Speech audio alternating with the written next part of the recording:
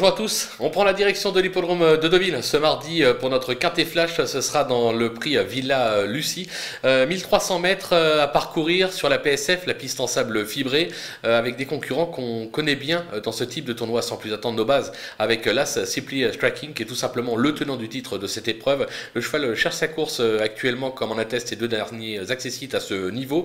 Il affiche 100% de réussite sur le parcours, autant dire que c'est vraiment le cheval à battre de l'épreuve. Attention avec le 13 Magic Vati qui vient d'aligner 3 accessites à ce niveau sur la PSF. Lui aussi cherche sa course actuellement. Vu la forme des Vatel, difficile d'aller contre. Le numéro 8 Butch, alors lui sa forme est sûre. Il a prouvé son aptitude à ce type de tracé. Il a surtout été supplémenté pour l'occasion, autant dire que les ambitions sont là. Il va falloir compter avec lui. Du côté des opposants, avec le numéro 15, Griegos, lui aussi traverse une belle passe actuellement. Il s'est déjà imposé sur la PSF d'Auvillaise. Il est plutôt correctement traité au poids dans cette épreuve. Je pense qu'il peut se révéler, attention à lui. Le numéro 7, Sheer Calm, qui retrouve le parcours de son dernier succès. Alors c'était en août 2020, ce qui prouve qu'il adore les périodes estivales. Il reste assez inconstant dans ses résultats, mais le potentiel est là. Avec un pilote associé, on va s'en méfier. Le numéro 11, Fedfili Men, qui a gagné son quintet sur le sable, c'était en avril dernier. Alors c'est un spécialiste justement de la surface. Il est maintenant entraîné par Nicolas Collery, qui est assez confiant avant coup. Il ne faudra pas l'oublier au moment des choix. Le coup de poker, le numéro 3, Tibasti, qui affiche 80% de réussite sur le sable d'Auvillais.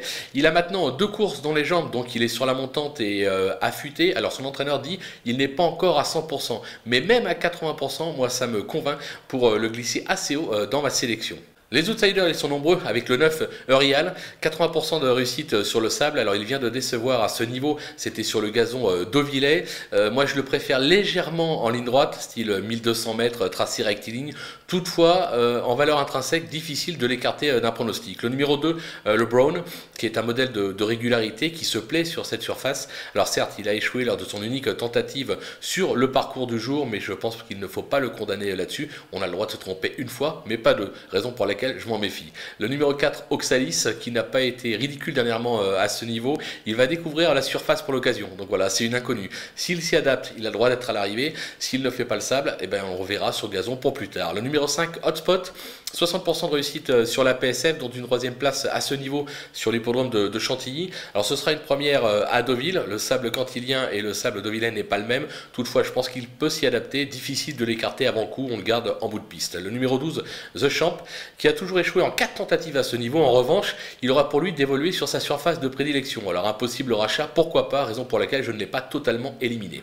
Du côté des délaissés, il nous en reste 4 avec le numéro 6, Shell of Time, qui m'a quelque peu déçu lors de ses 3 dernières tentatives à ce niveau.